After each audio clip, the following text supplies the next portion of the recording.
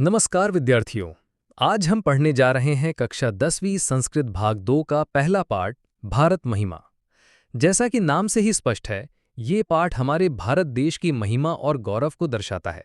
इसमें हमें ये बताया गया है कि हमारा देश न केवल भूमि का टुकड़ा है, बल्कि एक ऐसी पवित्र धरा है जहां जन्म लेना भी सौभाग्य की बात मानी जाती है।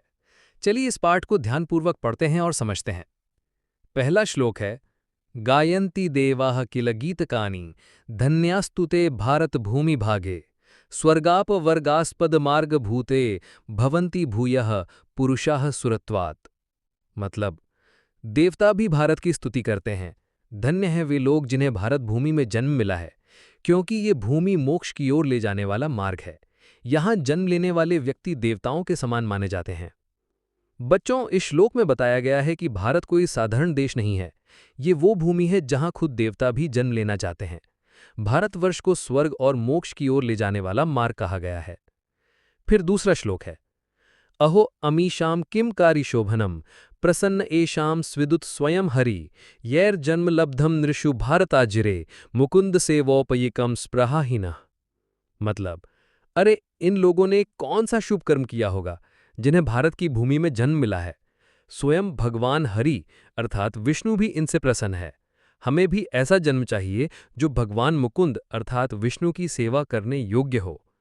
यहाँ लेखक एक तरह से ईर्ष्या भी जता रहे हैं कि जिन्हें भारत में जन्म मिला वो कितने भाग्यशाली हैं। भगवान स्वयं उनसे प्रसन्न है। भारत में जन्म लेना जैसे खुद ईश्वर की कृपा का प्रमाण है। ये सारे श्लोक थे पौराणिक भाग से। अब है आधुनिक भाग से। इसका पहला श्लोक है, इयं निर्मला वत्सला मातृभूमि है प्रसिद्धम सदा भारतम वर्षमेतत् विभिन्न जना धर्म जाति प्रभेदय इहायक्त्व भावम वहंतो वसंती। मतलब, ये मातृभूमि निर्मल और वात्सल्यपूर्ण है। भारतवर्ष सदा से प्रसिद्ध रहा है। यहाँ अनेक धर्मों और जातियों के लोग रहते हुए भी एकता का भाव रखते हैं। बच्चों, भारत की सबसे बड़ी विशेषता उसकी विविधता में एकता है। अलग अलग जाति धर्म भाषा के लोग यहाँ एक ही परिवार की तरह रहते हैं। यही भारत की सच्ची महिमा है। इसका अगला श्लोक है, विशालास्मदीया धरा भारतीया सदा सेविता सागरई रम्य रूपा वनई पर्वतैर निर्झरई भव्य घूति वहंतिभिरेशा शुभा चापगाभी। मतलब, ये विशाल भारतीय धरती सागर से घिरी हुई है जो सुंदर और रमणीय लगती है। इसके जंगल पर्वत जलप्रपात और नदियां इसे और भी भव्य बनाते हैं। बच्चों, भारत केवल मनुष्यों का ही नहीं बल्कि प्रकृति का भी धन्य देश है। यहाँ के पहाड़ नदियाँ जंगल सब इसे स्वर्ग जैसा बनाते हैं।